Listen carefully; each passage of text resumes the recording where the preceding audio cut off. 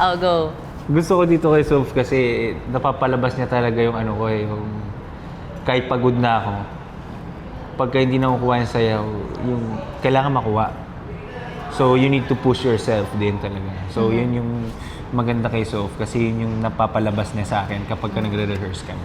Minsan kasi kakaganyan na ako, napipiko na ako, kuwari sa props namin o ano. Ito yung, try natin ulit dito tayo mag-start.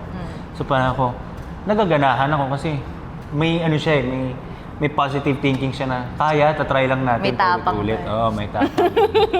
So sabi ko, okay, so itong pag napapartner ko si Soph, ito yung napapalabas niya talaga sa akin, which is yung hindi maging kampante, ando doon din yung pupush din yung sarili kahit Yes. papaano.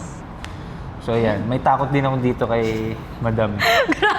Sobra yung sa takot. Pag sabi niya, simula tayo dito sa Hindi kasi, si Paul kasi, nakikita ko na yun eh, pag biglang nananahimik sa rehearsal yan, ano na to, umiinit na yung dance floor, umiinit na, ganun yung feeling eh. Sabi ko, okay ka lang? Yun na.